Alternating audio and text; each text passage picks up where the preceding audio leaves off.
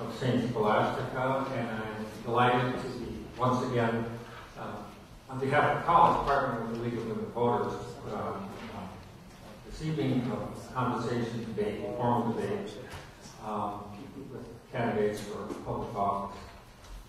Just one little plug out here on the lobby here. There's some material describing some of the programming that we're doing here at St. Scholastica. We have a whole series of topics, lectures on global poverty. But enough of that. Thank you again very much for coming. It's my privilege to turn the microphone over to Mary Struford of the League of Women Voters, who is tonight's moderator.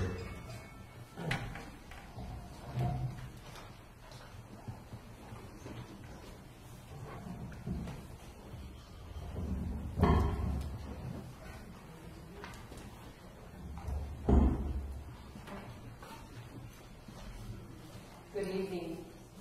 Can you hear me? Close enough? Okay. On behalf of the co-sponsors of this evening's candidate forum, I would like to welcome all of you. My name is Mary Struford. I'm a member of the League of Women Voters, and I will be your moderator this evening. The League of Women Voters is a nonpartisan volunteer organization.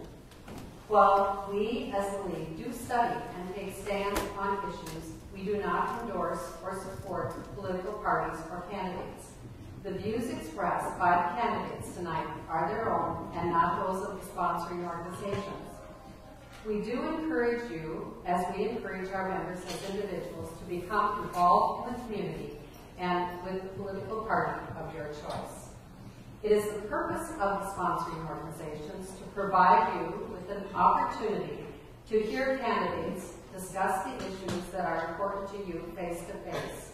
There is never enough time to cover all of the issues in a limited time setting such as this. If your questions are not addressed, feel free to contact the candidates directly. The format for the evening will include an opening statement from each of the candidates, questions from the sponsoring organizations, audience questions, and a closing statement from each candidate. You were handed cards for candidate questions when you came in. If you would like to submit those questions, just raise your hand and somebody will pick those up. Also, when you came in, you were handed this yellow card and a white sheet from the Civility Project. On the yellow card, there are 9 tenets listed for civility. We encourage you to read those, keep this, take it home with you. The white sheet has a listing of expectations of you, the audience. The other side has 5 questions regarding the civility that we ask you to complete. Volunteers will collect the completed forms as you leave the forum tonight, and we thank you for your participation in that. Because the League of Women Voters has structured this forum in a way that promotes civility, this is a civility certified event. Speak Your Piece, the Civility Project, is an initiative of the Duluth Superior Area Community Foundation. The foundation thanks the League of Women Voters, the candidates, and you as audience members for your cooperation.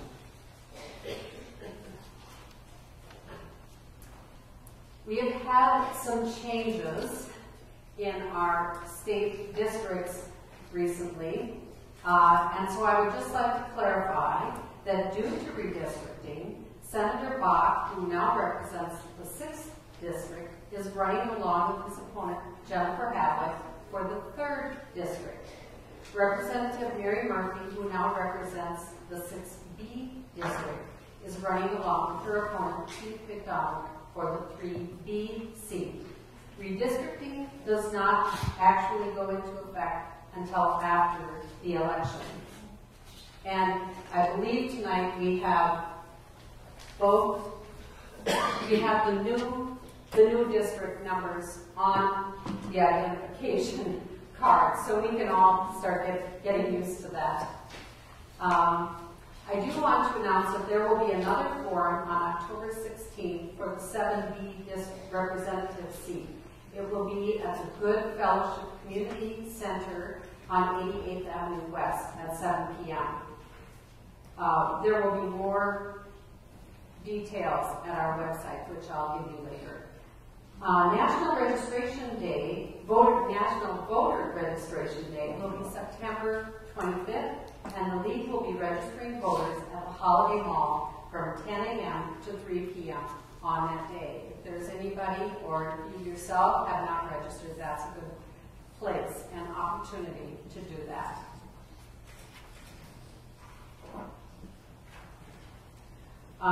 We also have included tonight 7th District Senator Roger Reinert. His opponent, Mr. Tyler Berry, was contacted in a number of different ways and did not respond to us.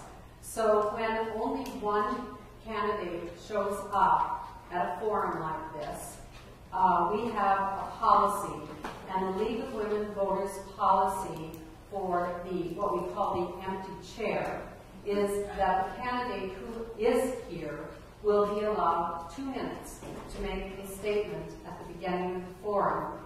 Following the forum, Senator Reinert has offered to stay and visit with you individually.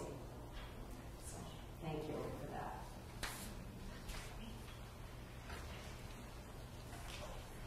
In order to be fair to all candidates and make the best use of our time tonight, I ask that the audience remain silent and withhold applause until the very end. So at this time, I would like to introduce our candidates, and I will start with, here on my left, we have Keith McDonald and Mary Murphy, who are running for the, get this right, for what was 6B and now will be 3B, the House seat.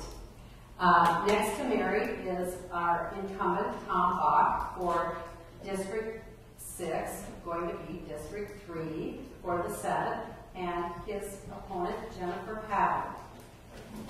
And next to Jennifer is incumbent Tom Huntley for House seat in 7A, and his opponent, Teresa Bowden.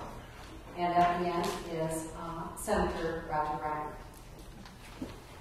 We thank you all for coming this evening and participating in our forum. At this time, I think we will start with Senator Reinert, and you may make your statement. Let's see, we have microphones that you have to share. All right.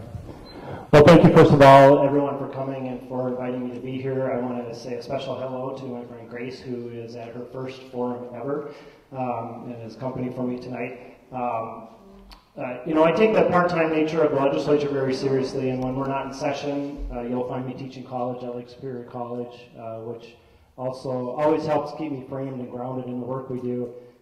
And I also serve in the United States Navy as an actively drilling reservist, which is also a great balancer in everything we do. When I look at the last 2 years, my first term in the Senate, some things stand out to me. Number one was working on the synthetic drug issue, which we still have progress to make here in Duluth, but I think we took some significant steps in this last session. Certainly the floods of this summer and the recovery work we did through the special session and the recovery work that still needs to be done is going to be a high priority in the next legislative session. And the third issue, which hasn't gotten as much press lately but is very important in the region, is the reinstallation of income tax reciprocity between Minnesota and Wisconsin. But an issue that I like to highlight that doesn't get a lot of attention was working on the relighting of the Blotnick Bridge. As most know, in redoing the Blotnick Bridge, the plan was to take the lights off and not put them back on. And I like to highlight this issue because I think it speaks to what I do well in this role. We didn't pass a bill to force somebody to do something. What I did was call people and say, do we want to let this happen? Are there other things that we can do? And we were able to put people together. We were able to get Wisconsin on board. And when the project is done, we will have new lights back on the Blotnick Bridge without having to pass a new law. I'm going to close by saying that I think the most important issue coming up in the next legislative session is a balanced budget. A budget that's balanced for years and not just months, and a budget that's balanced based on priorities. But it's going to require all of us as Minnesotans to have a real honest conversation about what we want and how we pay for it. We're starting with a $1.7 billion shortfall. Add on to that the $2.3 billion we owe the K-12 schools, and frankly the now $1 billion that we owe in the tobacco bond, and we're looking at a $5 billion hole, and we can't continue to do that. So my time is up. Thank you. It's my great pleasure and honor to be the senator from Duluth. Thank you very much. Go ahead.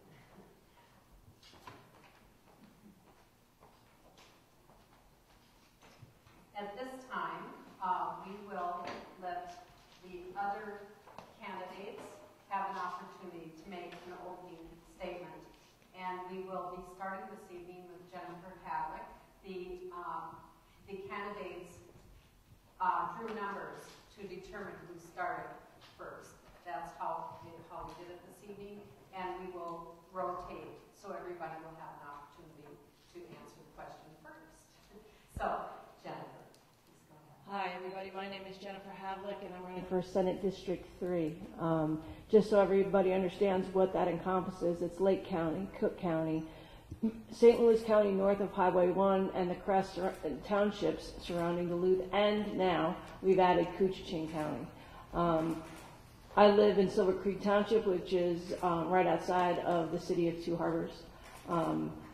What I do when I'm not campaigning is I'm the Two Harbors Public Access Coordinator. I provide public access television for inside the city limits for the city of Two Harbors. The other things that I do is I work on some community projects that assist with rent and food. I also deal with the Elijah's Pantry. I'm the lead volunteer for that, along with a couple of other organizations that work towards helping bridge the gap when people are, unemployed or underemployed.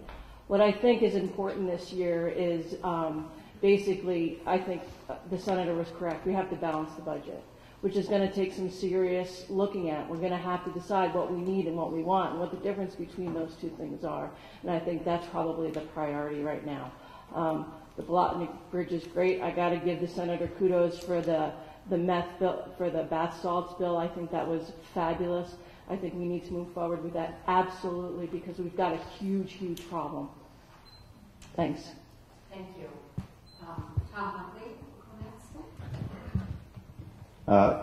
Hi, it's a pleasure to be here, and I am Tom Huntley. I'm running again for District 7A, which is about the eastern 40% of the city of Duluth. But the title that I'm running for says State Representative.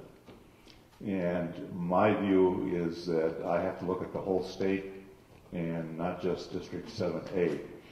In terms of 7B, and Mary Murphy represents a little bit of Duluth, but she lives in Hermantown, and the economics of this area are all tied together. There's really no separation between East Duluth, West Duluth, Hermantown, and the surrounding townships. We're all one economic unit, and so I look at my job as to make sure that what we do doesn't hurt one part of this area, but it helps everybody. And so that is my particular view on what a state representative is supposed to do. And I look forward to your questions. Thank you. Next will be Teresa Bauer. Hi, thanks for inviting me. My name is Therese Bauer, and I am a wife, a mother. My husband and I, over the past 36 years, have raised 4 above-average children. I'm born and raised in Duluth. I went to East High School. I actually graduated from St. Scholastica, and I remember sitting right over there for anatomy and physiology class. So this is bringing back a lot of memories. The reason that I am running for state representative is because I think it's time for us in the state to get serious about the future of Minnesota.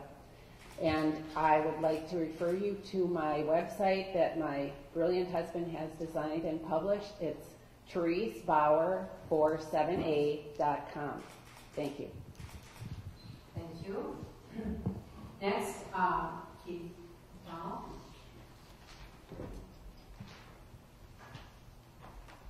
Good evening, folks. Okay, I guess it is on. Good evening, folks. Honor to be here tonight. Pleasure to be here. A little bit of my history. I grew up in the Twin Ports. I'm a lifelong resident of the Twin Ports. Attended UMD back in the early 1980s, and I had our time deciding what I wanted to go into, but eventually I settled on a degree in business administration. Graduated with that in 1985. Shortly after that, I had an opportunity to start my own insurance agency with Farmers Insurance, and been doing that for the last 25 years. That's been a great experience for me. About 10 years ago, I became more actively involved in my local community of Hermantown. Joined the Chamber of Commerce, got on the board of directors there, got on the Planning and Zoning Commission, and then eventually ran for mayor and was the mayor of Hermantown from 2004 to 2008 during a time of incredible economic growth in Hermantown. So it was a great experience for me, and I felt I worked effectively with our city council and our city administration to govern Hermantown, and like the opportunity to go to the next level. I would agree that the state budget is a major issue, of course, as well as jobs and the economy is also another major issue that we're facing, of course, as we all know. Thank you. Thank you. Next, Mary Murphy. Thank you very much. And thank you for being here tonight and for giving us this opportunity to present our views. I'm a lifelong resident of Hermantown. I went to the Hermantown schools where I had excellent teachers, and one of them was a graduate of Scholastica, and she made sure I knew about Scholastica when I was thinking about becoming a teacher. And I enjoyed my term here at Scholastica, and I was a teacher for 36 years. The first 3 years was at Clover Valley in Duluth Township. And I think it's kind of fate or providential in that now in the autumn of my years in the legislature, I'm back with Duluth Township, and some of those people are my constituents if I'm reelected. I think it's kind of the circle going around, but not nearly complete. I have a lot of energy and enthusiasm and humility in service to the people of my district, wherever the district might be. And I know that Senator Bach won't say this and has a lot farther to go. But I had to go to Two Harbors last night, and I had to go to Two Harbors this morning, and Two Harbors is far. But it's just like coming home. There's good people. There are people that are participating in democracy, just like you are. Thank you. Senator Bach. All right, I'm going to International Falls tomorrow. My name is Tom Bach. I'm a member of the State Senate, and I want to thank the League for hosting us and thank all of you for coming to hear the views of candidates. The decisions that you make in November are going to be very important to our state's future. My wife Laura and I live on Lake Vermilion. We've got 4 grown children. 3 of them are married, and we have 4 grandchildren. And all under 3 years old, and the youngest one was born last week. So it's been, and my wife made a great observation when I went to Madison, Wisconsin on Saturday, and I came in Holly's house, and Laura held little Mara in front of me. She said, "Tom, she's perfect." And I thought to myself, now there's another proud grandparent. I wonder if anyone ever thought of that before. I've been a carpenter all my life, 36 years. I retired in 2009 when my duties in the Senate got to be a little more than I could handle with an occupation. And I mention that to you because carpenters are problem solvers. Because if you're a carpenter and you don't solve problems, you never get a building built. And our legislature badly needs more problem solvers. I was elected to the House in 1994, went to the Senate in 2002. And after the 2010 election, when the Democrats found themselves in the minority in the Senate after 38 years, my caucus unanimously elected me to be the minority leader of the state Senate. Prior to that, I've been the tax chairman of the state Senate. Thank you for all of your support over the years. Thank you. During the next portion of our forum, the candidates will respond to questions that were submitted by the co-sponsors of this forum. The questions will be asked this evening were not given to the candidates in advance. Each candidate will be given a minute and a half to respond. And we will be starting with Representative Huntley. You will be the first one to answer. And here's the question. If the proposed constitutional amendment requiring voters to show a photo ID before voting passes in November, what rules would you propose to implement the language of the amendment in 2013? The next legislature is going to have to set up the rules about how that voter ID would work. And so there will be some opportunity to make sure that it does not disadvantage voters.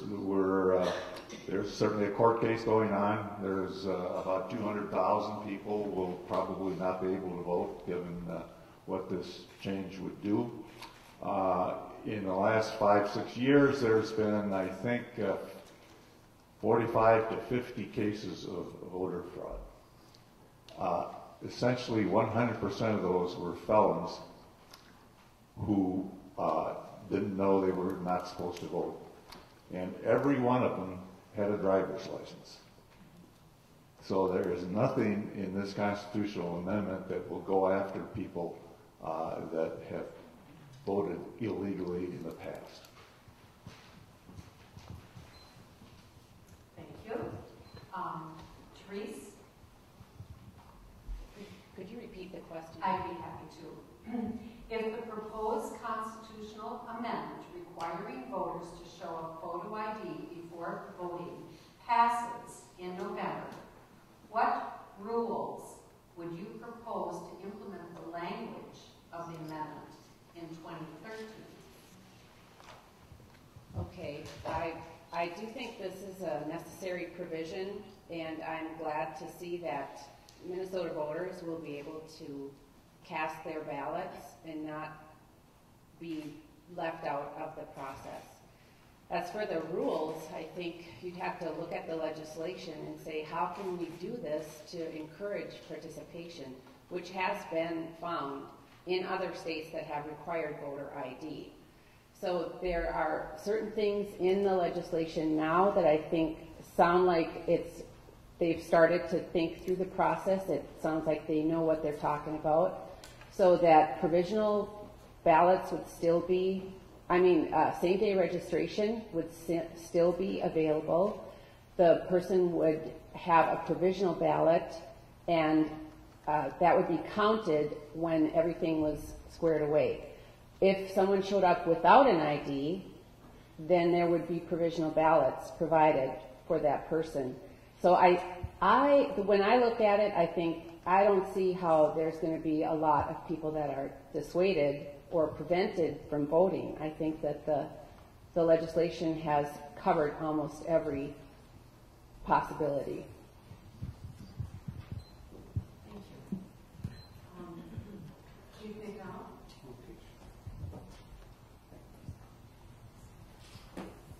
Well, I think that polling has shown that the majority of the populace is in favor of voter ID. But in order for it to, hold up to legal challenges, I think that we need to make it so that it's easy for all individuals to get an ID, and it needs to be free for all individuals as well. And I think that that's what it's going to take in order for it to hold up to any court challenges, because of course we know that that's going to happen because it's happened in other states. So those would be the two things that I would say would need to be part of the rules on how voter ID is going to work, is that it has to be easy for any individual to get an ID, and it has to be at no cost to the citizen. Thank you. Representative Mary Murphy? I would say that students in private colleges, IDs would be acceptable. I would write that in the rules. I would say that students, or that people that reside in nursing homes could have their nursing home identification in the rules, and that would be acceptable. I would say that tribal IDs would be acceptable. I would say that provisional ballots should be very rarely given to people, in the sense that a judge at the ballot, at the place, the judge at the where they're voting could not say, oh no, you have to go to the courthouse with your ID and all that, just to prevent somebody from being allowed to vote on that day. And I would also say that provisional ballots should have be able to be turned in someplace closer than Duluth if you live in Crane Lake. One of the courthouses on the range would be far more acceptable than having the people come all the way down to Duluth. Thank you. Senator Bach.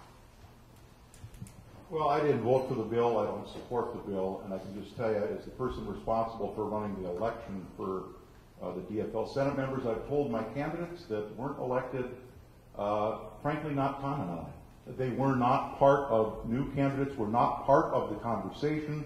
They were not part of the debate on the Senate floor. They don't have enough information of where the potential pitfalls are to make a good, objective decision about whether someone should support it or not. I can just tell you, I was at the nursing home in the little town of Cook where I live last week, meeting with the chair of the hospital board and the hospital administrator, and I asked them the question. I said, how many people do we have in the nursing home right now? And Al said, well, Tom, we're full. We've got 28. I said, how many have a picture ID? One. That's what our nursing homes across the state look like. And it is downright shameful if those people that are capable of following the current events and want to vote, that we're going to disfranchise them and not allow them to vote. That is shameful. And the same thing is true on these college campuses. If many of the students here at St. Scholastica likely will not be able to vote in the election in 14, because the address on their driver's license is not going to match the address of where they live. And they're not going to be able to vote if it doesn't match. The makeup of the next legislature is very, very important, because this enabling language that gets written about what is permissible and what is not. What are we going to do about absentee ballots? There's no provision for it in the amendment. What are we going to do about mail ballots? There's no provision for mail ballots, and a lot of rural counties do mail balloting. Thank you. Thank you very much. Jennifer. Well, I have to be honest with you. I'm absolutely supporter of showing an ID when we vote. I think that protecting our election process is absolutely pivotal in this nation. I believe wholeheartedly that next legislative session we'll have bright, more than worthy people who are going to iron out what it takes to make this doable. I think that all the suggestions here, with of course the exception of my opponent who doesn't want it, I think we can do it. I think it's important that we do it. I think that any voter fraud is unacceptable. And I'm just going to leave it at that, because I think we can work out the details. I think we're all smart and adults enough to do that. Thank you. We will move on to question 2. What do you think can be done about the underfunding of schools? Would you have an alternative plan to addressing budget shortfalls that doesn't include postponing payments to schools? I'll read it one more time. What do you think can be done about the underfunding of schools? Would you have an alternative plan to addressing budget shortfalls that doesn't include postponing payments to schools? And Therese, you get to start. Thank you. I think that sounds like a great idea, not dipping into the school funds. I think that should be paid back. And when the bill was passed last session to start paying that back, it was vetoed by the governor. So that is a little confusing to me, why that would be vetoed when they're trying to pay back. So I would want to look at our spending. The school spending is 40% of the general fund. That's a big amount of money, and we have to be very careful and figure out what we're going to do about it, get serious about keeping our schools funded. So I would say, let's look at all spending and make sure that we're not spending more than what we're taking in, and we have our priorities in order so that the spending goes to the important items like the school funding. Thank you. Keith McDonald. Thank you. Well, obviously this is a tough issue. Whenever you're dealing with a tight budget, tough decisions have to be made. Of course, education would be a priority for me if I was to be elected. No question about that. As far as the deferred payment to the schools goes, I know that right now, I think it's about a $1.5 billion surplus, and I think we owe about it's like $2 to $2.5 billion to the schools. I know that there was a proposal to use that surplus to pay the schools off. The $1.5 billion, and of course I would be in agreement with that if I was in office. But I don't know that there's any easy answers. Obviously, if you're in a tight budget, you either got two options. You either have to, raise taxes, or you're going to have to cut some spending somewhere else. And not really a proponent of increasing taxes, being that we already have some of the highest taxes in the country on both a personal level and a corporate level. So I feel that we'd have to tighten our belts and we'd have to cut some spending somewhere else. Thank you. Representative Murphy? Would you repeat the question again? Certainly. What do you think can be done about the underfunding of schools? Would you have an alternative plan to addressing the budget shortfalls that doesn't include postponing payments to schools?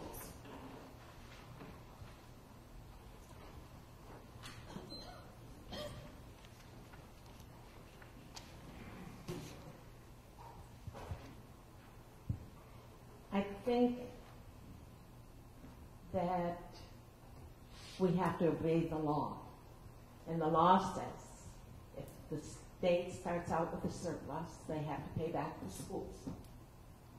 That's the way it is. It's not a proposal, it's the law. And we should address that.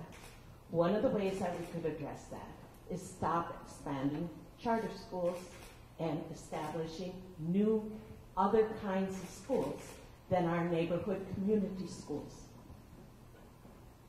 Those are public schools, the charter schools, and are public schools too. And I understand that. But we have enough out there to have the choices. And we should put a moratorium on any new growth until we get the school proposals balanced. I think that we should have a total commitment that education from birth to death, or at least early childhood through high school, and then community colleges and MnSCU and University of Minnesota programs, should be the #1 priority in the state of Minnesota. If we don't do that, then we will have less economic growth in the state and future jobs than we would have if we make education #1 priority. Thank you. Thank you. Senator Bach. Well, I can tell you what it isn't. In 2001, we passed a tax bill that took the voter-approved levies off your homes. We took voter-approved levies on homes down to zero, none. Today, that has bounced back up to over $700 million a year we're levying against property to pay for local schools. You know, that is creating huge disparities in school funding all over the state. It is much easier for some districts to pass voter-approved levies because they have a lot of commercial industrial or a lot of tax capacity, and some districts don't have a lot. So we're getting, the growing reliance on voter-approved levies is not the solution, long-term solution to this education funding problem. In 1993 was the first time they did an education shift during the Quee years when a tough recession. They borrowed $240 million. It took 15 years to pay back $240 million. Can you imagine how long it's going to take us to pay back $2.4 billion? If it took 15 years to pay $240 million back? It was Leroy Stump, a Democrat in the Senate, that changed the law and said, once the state has any excess revenue in the forecast, it's going to go to pay back schools. So it was Democrats that passed that. I support that. I think the state needs to do a significant tax reform proposal, capture some new revenue that we commit directly to paying the schools back so we get them on a path so school districts know what the state's commitment is to pay them back. Thank you. Jennifer. As a Two Harbors Public Access Coordinator, one of the opportunities I've had across the last several years is filming school boards in my area. And I can tell you, one of the biggest problems with public education is the reams and reams of red tape and the permissions and the accounting gimmicks and all that stuff that drains and siphons off money for education. I don't believe for 1 second that limiting charter schools or schools that the community wants to start because they want to pinpoint their education. I think if we give locals more control over educating their kids, I think they'll do a great job. I think the problem is the money goes up to the top and barely trickles down. And by the time it does, it's got so many rules, regulations, and craziness to it that the local school boards can't even figure out what they can and what they can't do. I think if we start there, if we start doing that, our money will go farther. I am a big proponent of education. I'm a kid from public education. I didn't go to college. I went to trade school. Do I think that it would be nice if we could educate everybody up until their college graduation? Sure. Where's the money coming from? I think more local control is the first answer. I think that having people in St. Paul decide what people in Lake Superior School District are doing with their kids is kind of wrong. I'll pass. Thank you. Representative Humphrey. Well, if you're interested in the economy and having a good, productive economy, what can the state do about that? And the number one thing the state can do is education. We need an educated workforce, and we need job training as well. What have we been doing for the last 8-10 years? We've been cutting back on what we give to education. We balance the budget every year by borrowing money from the school systems. Year after year after year. When Governor Pawlenty took over, he had a $5 billion deficit. When he left office 8 years later, we had a $5 billion deficit. He did nothing for those 8 years to address the real problems of the state. We need to look at that. The Republican budgets, we always get accused in the Democratic side of being tax and spend people. Well, the Republicans in Minnesota are borrow and spend. They spend the same amount of money, they just borrow it from our kids in the school system, they borrow it from the tobacco money. They won't address the real issues. And the number one thing this legislature is going to have to do next year it's finally addressed the problems of the state as it relates to the budget. Thank you. And that leads us very nicely into our third question, which is, with this being a budget year, how would you propose that we balance the budget in a way that preserves key services and invests in the future? Which revenues would you raise and what cuts would you make? I'll read that one more time. With this being a budget year, how would you propose that we balance the budget in a way that preserves key services and invests in the future? Which revenues would you raise and what cuts would you make? And we get to start off with Keith McDonald. Thank you.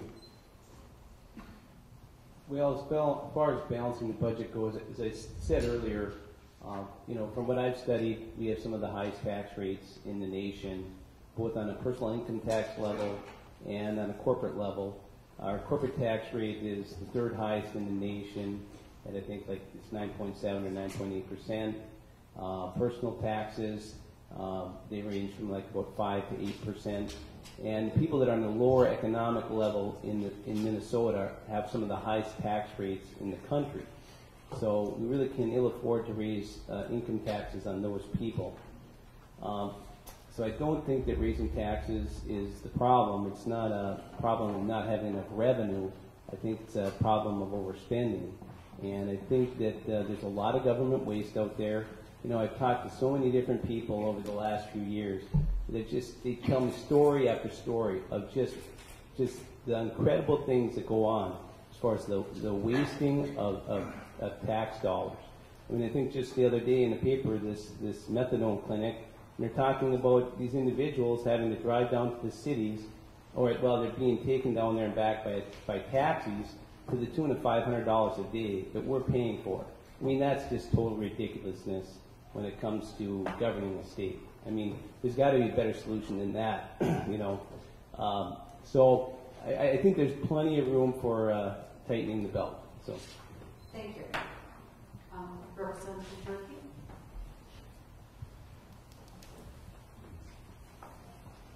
One of the the issues that are they raise that right. Let me start again. One of the first things that people often respond to this question with is, of course, raise the tax on the rich. And I would be glad to do that. I'm not sure what the rich is, but the highest 1 or 2%, we could raise a substantial amount of money. I think cutting corporate loopholes, we could raise some money on that. I think cutting the ethanol subsidy would bring some money that we could spend for balancing the budget in a different way. But I think we have to look at the whole tax structure. I think local government aids are not fair. We all want them for our cities, but some cities get a lot more per capita than other cities. I think need is part of the equation, but not the total equation, especially not need as it existed in 1968 or 1988. Need today should be factored in, or else we should do away with local government aids and have total tax reform in this state so that we could balance our budget just dandy. Thank you. Senator Bob. Well, it would be very presumptuous of me to indicate where I would cut the state budget, but I can tell you this. We have a committee process of, I think we had 9 or 10 finance committees in the last biennium when Democrats had control. The governor is working on a budget and has asked all of his state departments to figure out how they can live with 5% cuts. Before I comment on what we should cut, I want to see what the governor's commissioners and the departments think, how they can squeeze some efficiencies out of the departments of state government that they run. And that is where then the public gets an opportunity to weigh in. The governor presents his proposals to the legislature at public committee hearings. The public gets an opportunity to testify on what the governor is recommending, and then the legislature modifies the governor's proposals, and ultimately we end up with a state budget. I do think the state is in bad need of tax reform. The Commissioner of Revenue is traveling around the state now with this little three-legged stool, and some of you have probably seen it, that shows the growing reliance we have in Minnesota on property taxes. We have to fix that. We cannot continue for the state to abandon our local governments, abandon our schools, and tell them, well, you just figure it out on your own. You've got a vehicle. You can do it through the property tax.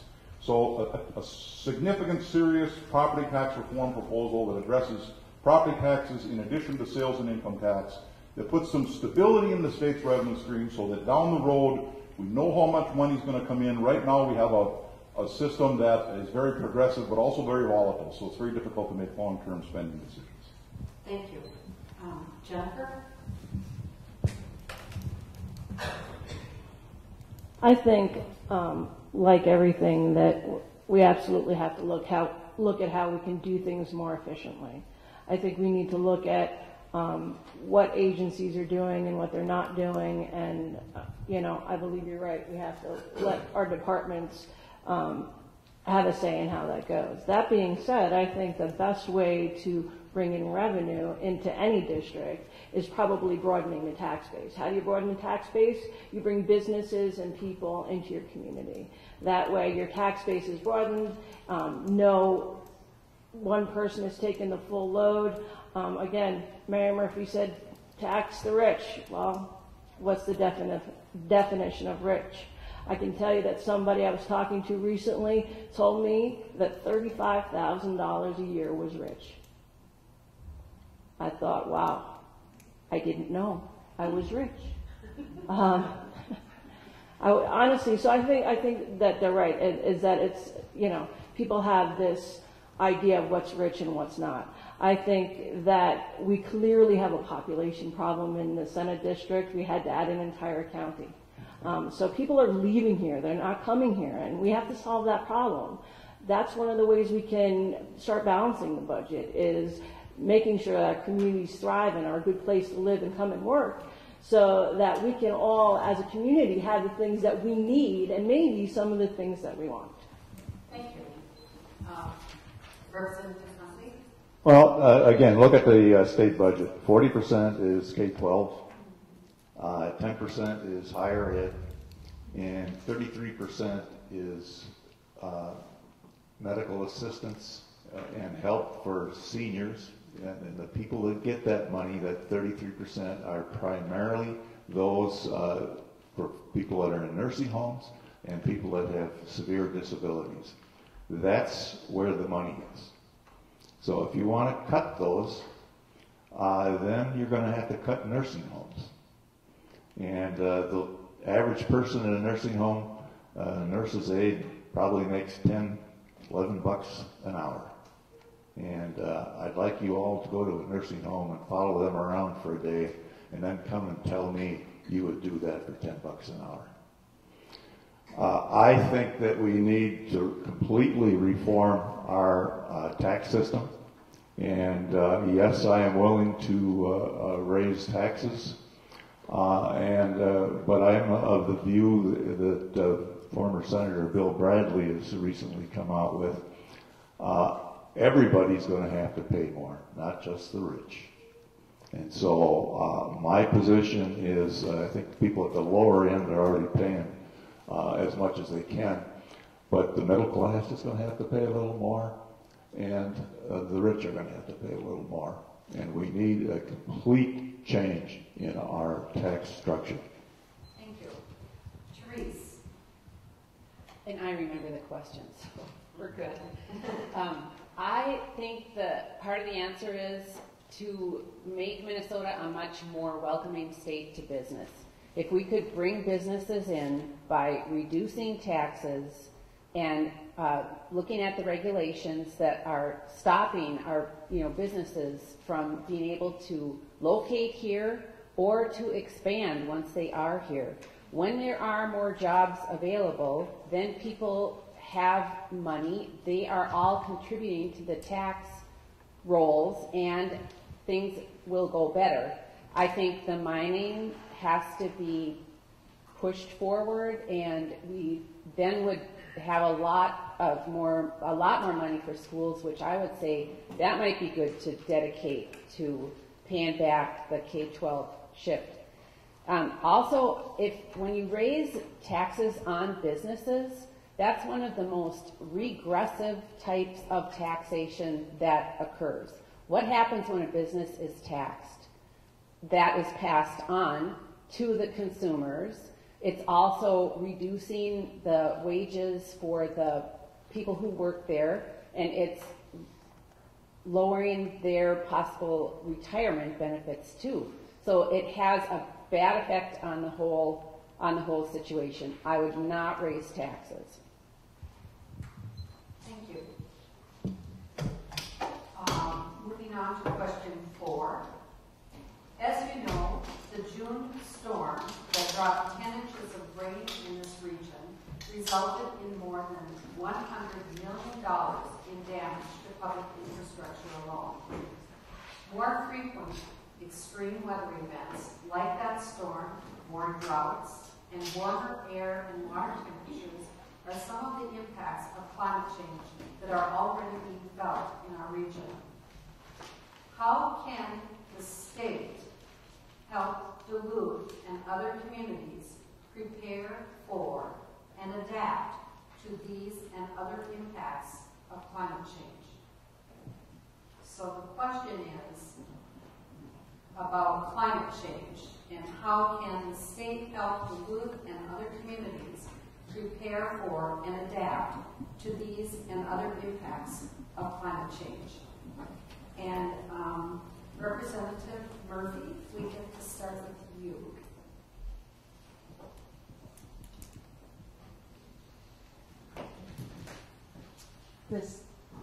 I think that the state should make this a priority in the sense that we have facilities in this state through the university and higher education systems and the Natural Resources Research Institute right here in the Northeast. We have the people that can do the studying and the collection of data that can put the results of their studies in plain English so people will really believe that there is a problem and that we have to address it and we have to work together, the state, the higher educational facilities, the scientific communities. The federal government has to be involved also with their studies of the Great Lakes and the oceans. And then we have to make an effort to tell people what will possibly be coming. And the people have to work together with those people and the scientific information that they've gathered and set priorities and solutions that people can all participate in together. Thank you. Thank you. Senator Bach. Well, the University of Minnesota is the flagship of our state. And there is no question that more research needs to be done there on what we can do about air pollution. And that's difficult because it's a global problem. But I tell you what the U can work on that can change the health and the health and safety of people not only in northern Minnesota, but maybe in the world. I had breakfast yesterday morning with the president of the University of Minnesota. And I met with him to talk about research on water quality. There should be some natural occurring elements, like, to kind of give you a picture of it, peat maybe, where we can create some natural filtering processes where industrial wastewater can be processed before it's discharged into our water bodies. And the U is going to start some research on that. And it could be much like researchers in Minnesota changed the health of the world. And you all should be very proud of the medical research and the medical device industry that's in this state, because Minnesota researchers have changed the health of the world with stents and all of the different medical devices that have been developed here at Medtronic and Guidant and Boston Scientific. And I think that opportunity exists at the University of Minnesota on the environment also. They did totally change the entire iron ore industry in the world when the University of Minnesota created the taconite process and we made pellets. There's huge opportunities at the University of Minnesota to make changes that will be positive for our environment. Thank you. Jennifer. Could you just read the last part of the question for me again? Happy to. How can the state help Duluth and other communities prepare for and adapt to these and other impacts of climate change? Well, honestly, as I sit here shivering because I'm cold, it occurs to me that we're in fall in northern Minnesota, and that's probably just about right. I think that we have college-educated professors and scientists and things working on this. I have to believe that they're going to give us the information we need when we need it to do what we need to do. Do I recycle? Yes, of course I do. Do I not throw trash out the window of my car while I'm driving down the road? Absolutely. I think that there's things that we can all do as citizens to be responsible to protect our environment and things like that. But you know what? I can't tell you 10 years from now or 5 years from now what science is going to tell us about it. All I can tell you is that when they come up with things, I'll listen, I'll pay attention, and I'll make my decisions based on the information that we have at the time. I have every faith in the world that the educated, really smart people of Minnesota and across this nation will figure it out, will work together. And again, this is a big planet. I am very sure it takes very good care of itself also. Thank you. Representative Monday? Well, the first place to start is understanding that there's one political party in Minnesota that does not believe in global warming. The DFL party does believe that there is global warming, and it's a serious issue. If you look at this flood, it wasn't just Duluth and Carleton County. It went all the way to Aiken. Aiken had severe flooding. That's almost 100 miles west of Duluth. Moose Lake, 50 miles south of Duluth, had severe flooding. Floodwood, nearly 50 miles north of Duluth. So this was a huge area of 100 miles north and south and 100 miles east and west. Duluth has particularly different problems than most of the other districts. By the way, some of you know where McGregor is. North of McGregor, there is a reservoir called Big Sandy. It's part of the Mississippi River. That went up 9 feet. Duluth's geography is quite different. We have all these 40 streams coming downhill, and if you're close to a stream, you've got a problem. Many of those streams have been put underground. We need to re-evaluate that system and figure out if we're going to have more events like this.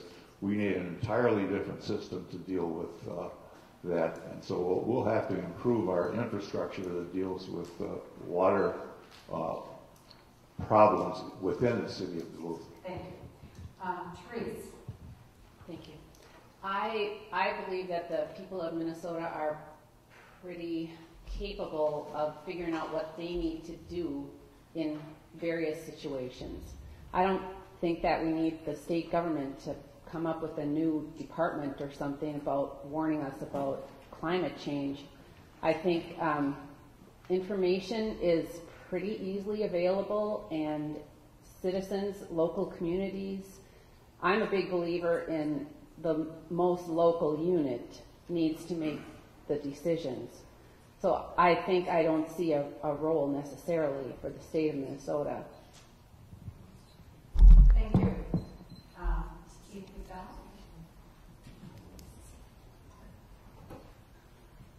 Well, first I would say, obviously there is some debate as to whether or not climate change is actually occurring.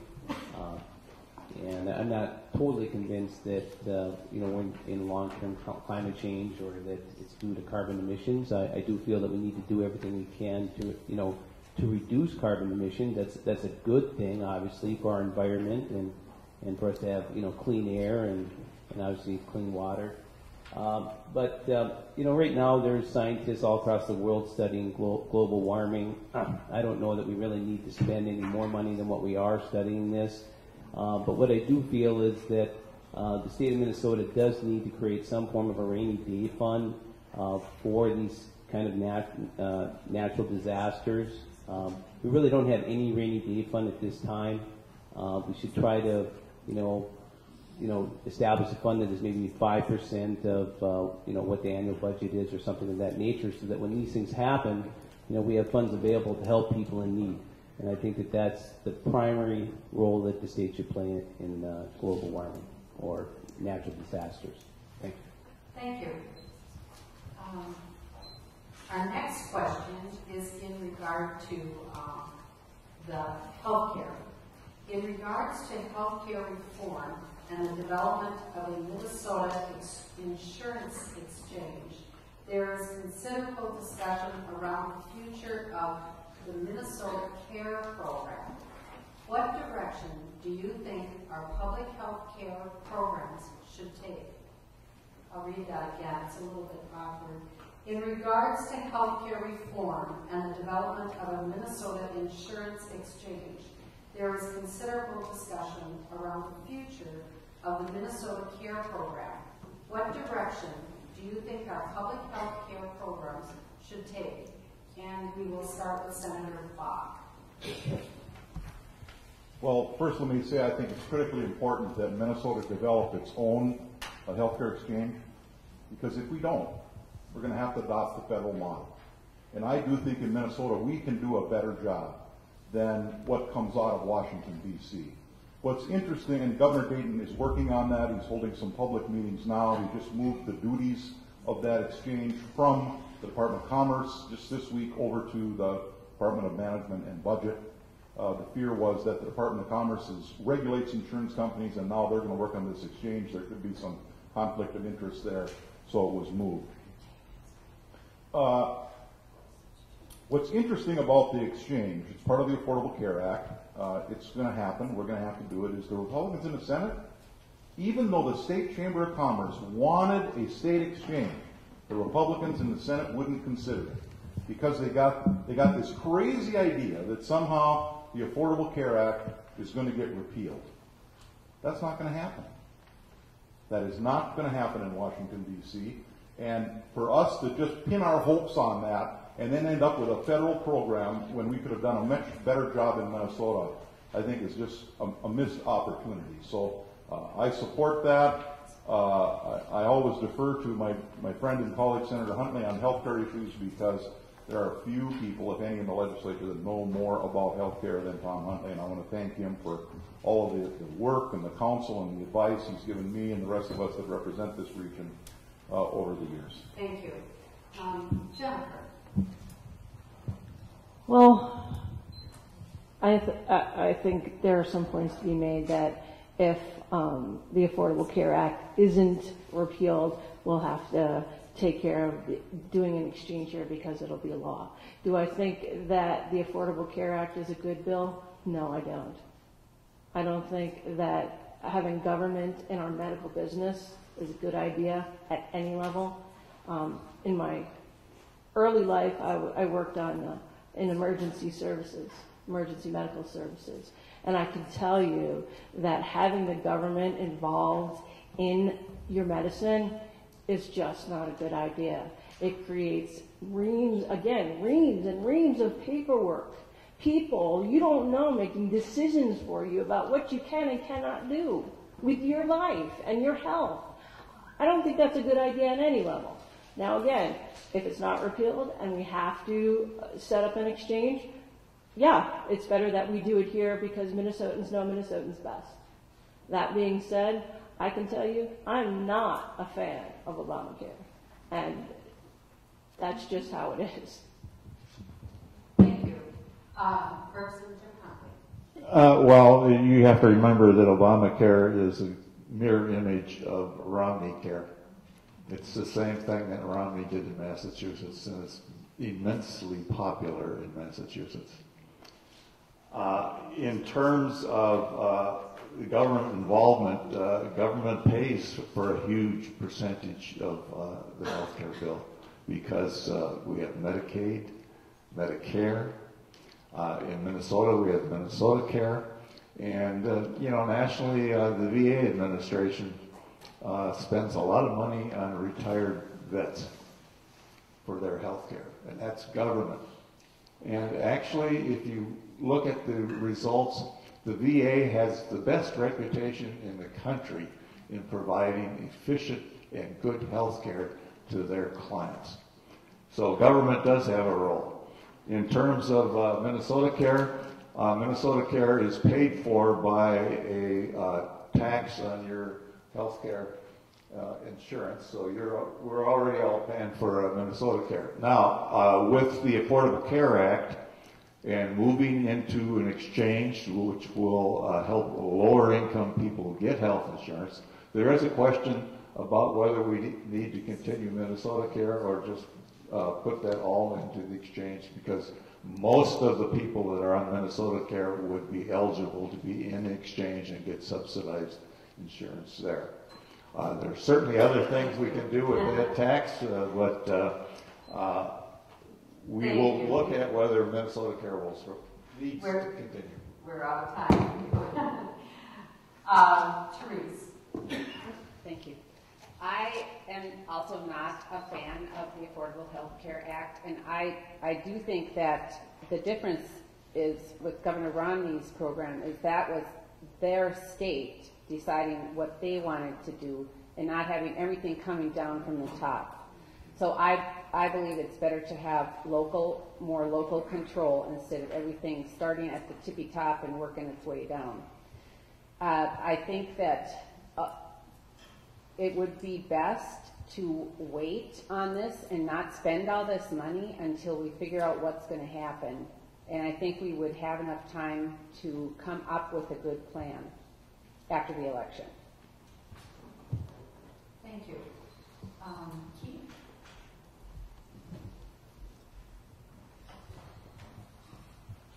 Well, I'm also not a big fan of Obamacare.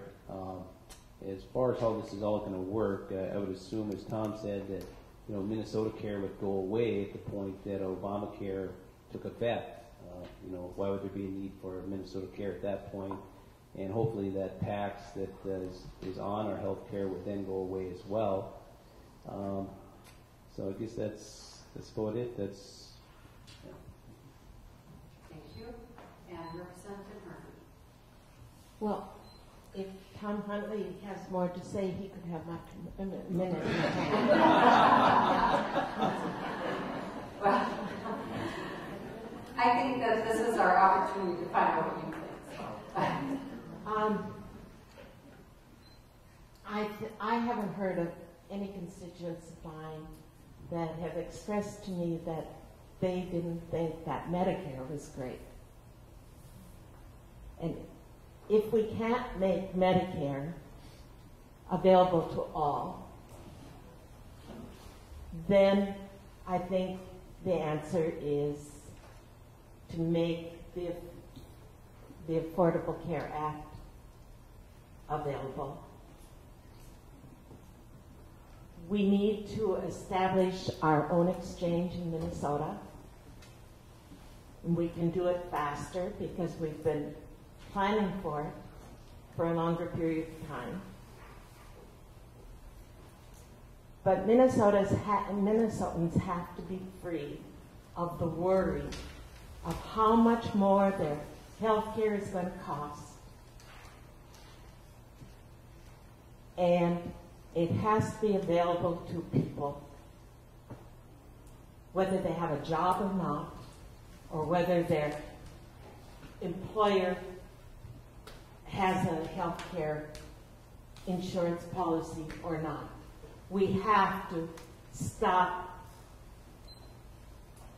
working around it, and we have to find a way that all people have health care available to them. Thank you.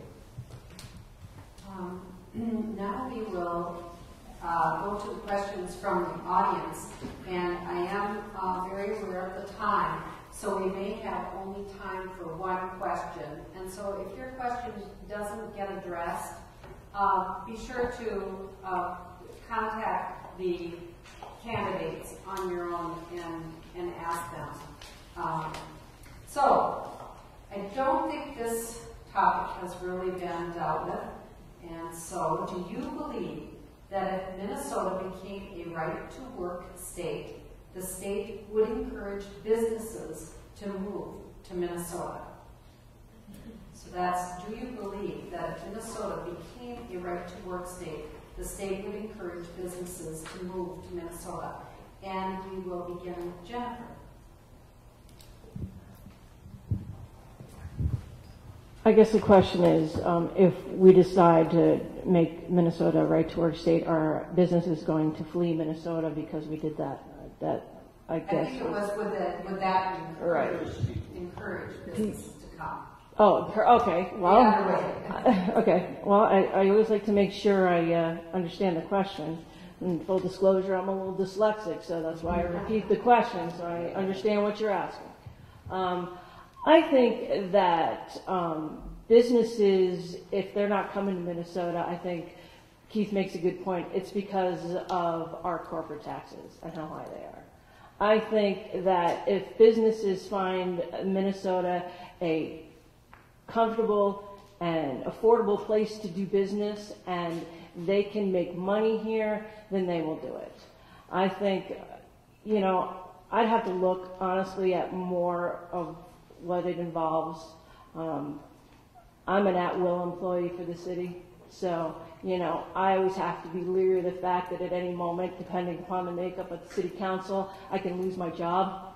So, I'd have to take a closer look at it. I think that that's one issue that we'll have to look at. But in general, I think we need to make Minnesota a more business-friendly state. I think we need to make our Senate district more business-friendly so businesses will come up here so that our people have jobs. That's what it comes down to. Again, I still believe, aside from the partisan politics, that we're adults and we can sit down and find the best way to make Minnesota prosperous. I have to believe that. If I don't, I wouldn't be running. Thank you. Representative Huntley?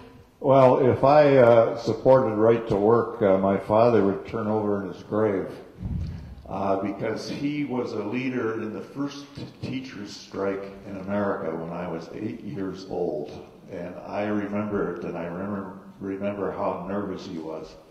The fact that unions have built the middle class in this country is very, very important, and we need to support unions across the board. Right to work basically gets rid of unions. And by the way, why do companies come to Minnesota? Why do companies go anyplace? They're looking for good employees. That's the number one reason they want are there good people they can hire?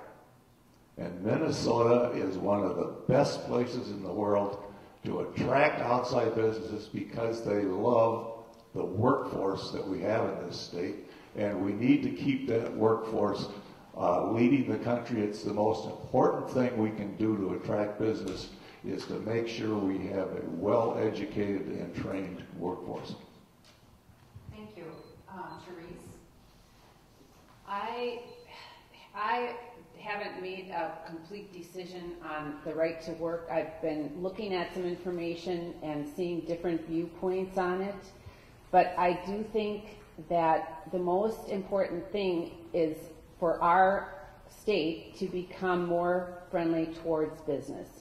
We do have great people, but if we have a confiscatory tax system and overwhelming regulations that people cannot get their business started, they're going to say, too bad, we love these Minnesota people, we just can't have our business here.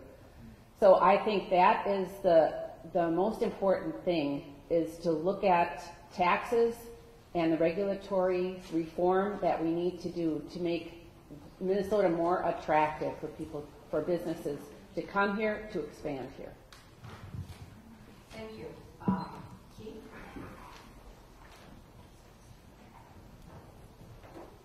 Okay, I do believe in unions. I do believe that unions have played an important role in getting fair wages and benefits for workers, throughout the century here, as well as getting, good working conditions, safe working conditions for people to work in.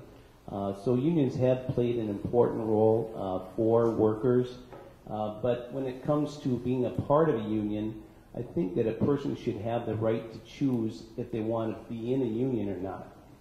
If a person finds value in a union, they're going to join a union. They're not going to have a problem with paying the dues if they feel that the union offers value to them.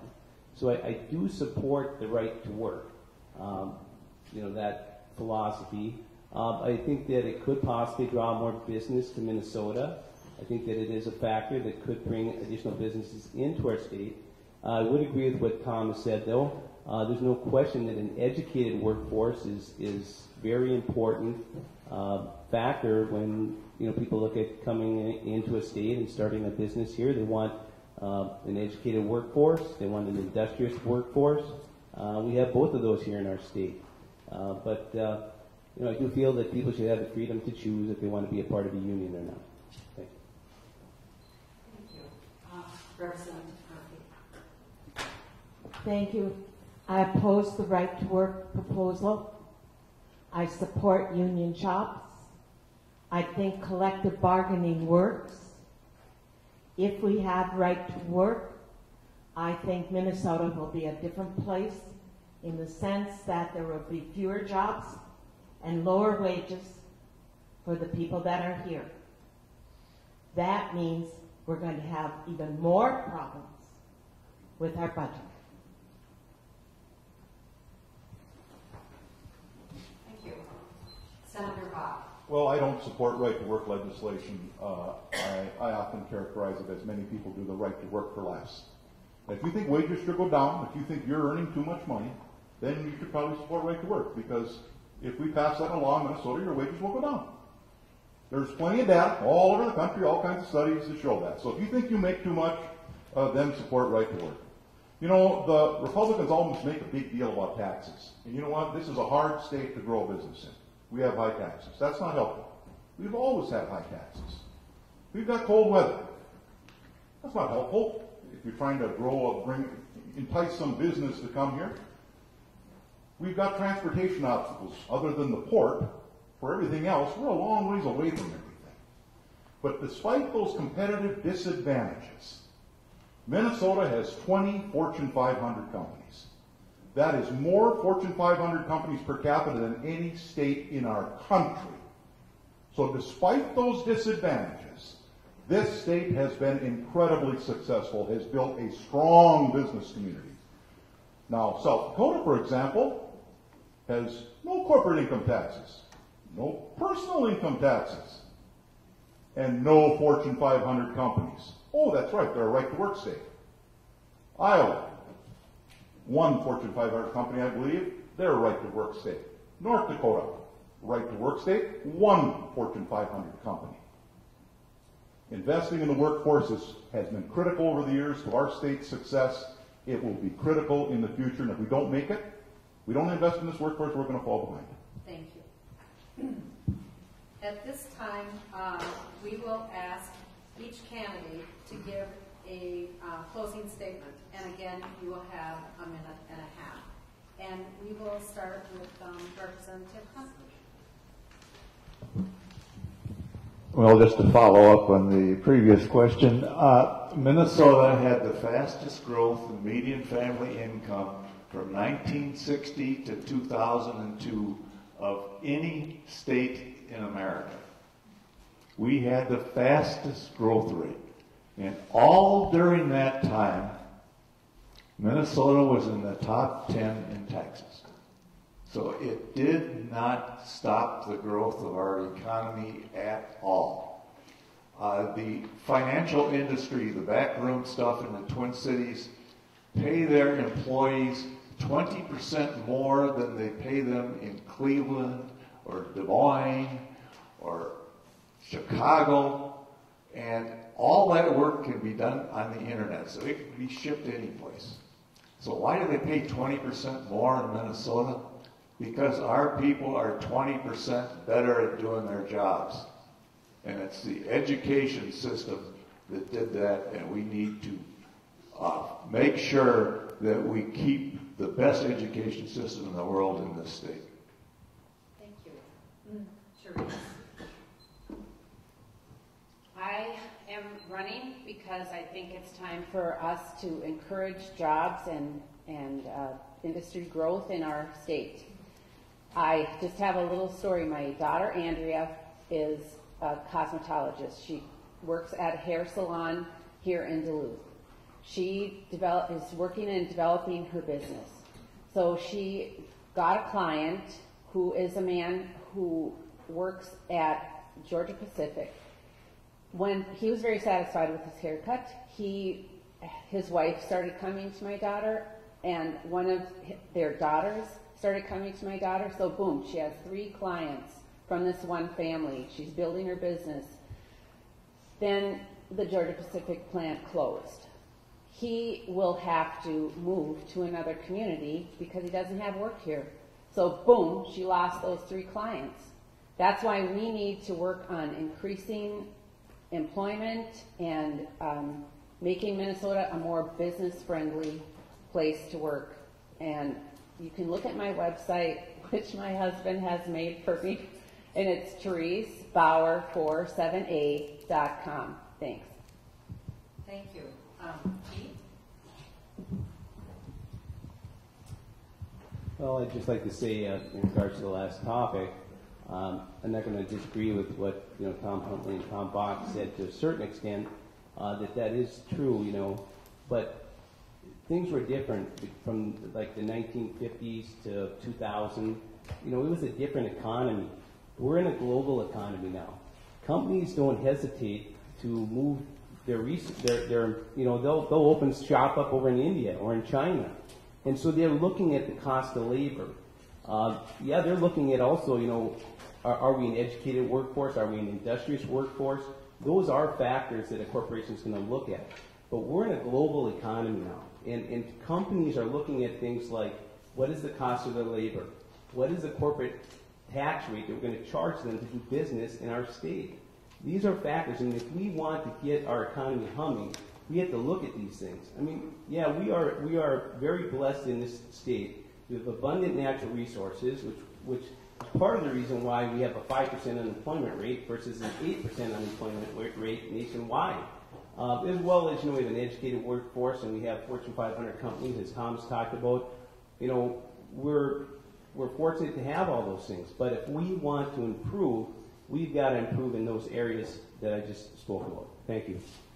Thank you. Representative Murphy. Thank you very much. And thank you for those of you that are tuning in by some media means. This election is very important. From the national candidates and people that are running for federal office down to city councilors, school board members in every community in the northeastern Minnesota and the state. There has been a change in culture. There's a change in attitude. We cannot continue with that. For our democracy to exist, we need cooperation and people working together for common solutions. The candidates here today and on the ballot are giving you a choice. It's a choice for our future of this generation and the next. We cannot continue with the type of incivility that's been taking place, with the loggerhead kind of competition that's been taking place. We need to act on behalf of the people, for the people. by you making the choice for the person that best represents you, you can go forward without conflict. Thank you. Senator Bob. Well, I want to close by thanking Senator Reiner. I just got to tell you, a lot of you are represented by Roger. You ought to be damn proud of him. He called, I was in St. Paul when the rain hit here in this area, and he was the first call I got in the morning before 8 o'clock. He said, Tom, can you please contact the governor? We got big trouble. And he worked day and night tirelessly on behalf of the people that he represents and people he doesn't represent in this community, both locally and in St. Paul, negotiating that disaster bill. So Roger, on behalf of all the people that are watching, thank you for all the work that you did for the people that you represent and others. You know, you heard the Republican candidates, there was a common theme ran through what they said. We're not going to raise taxes. And we've been hearing that in St. Paul for a while. Matter of fact, in the Senate, they have little lapel pins with bright, shiny copper pennies on it. And their logo, their mantra is not a penny more. Because nothing is important enough to raise new revenue for. Nothing. Not kids, not nursing homes, nothing. But I tell you what, as long as we continue that attitude, this state is going to continue to be in the state of crisis management. When Tim Pawlenty came into office in 2002, we had a $4.3 billion deficit. When he left in 8 years later, the deficit was $5 billion. It's still $5 billion. We've been borrowing from schools, borrowing from future revenue streams, cobbling together different kinds of accounting gimmicks. We've got to break out of this crisis management. Please give us a legislature that will make some courageous decisions to do that and get our state's fiscal house back in order. Thank you. Jennifer. I listen to everybody up here, and I have an opportunity on more than my fair share of occasions to talk on the radio and listen to people across the district and the state and what's important. Jobs are important. In the Senate district, and I speak to the Senate district because that's who I would represent. I've had an opportunity to go around and talk to people and visit communities, and what I see is too many shuttered businesses. What I see is too many homes up for foreclosure. What I see is, and I wasn't going to do this, but what I see is decades of candidates currently and legislators who have been in charge for decades, and the only thing that's changed is the fact that our population is decreasing at record paces. I have to tell you that I'm a big believer in term limits. I think term limits remind us that we are beholden to the people and the voters, that we are your servants, you are not ours. And it's our job to do what you feel is important, what your priorities are, and what makes your life prosperous. That's why I'm running, because I think we need to listen to you more, argue less, and get things done so that Minnesota and this nation can recover from this recession. Thank you. This concludes our candidate forum. Why don't we applaud our candidates?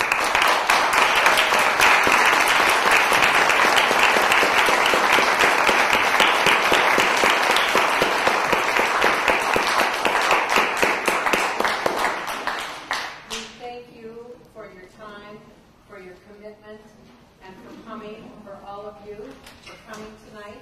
We hope that this program has helped you learn more about the candidates and their positions on the issues of importance to you, so that you can make an informed choice at the polls on Election Day.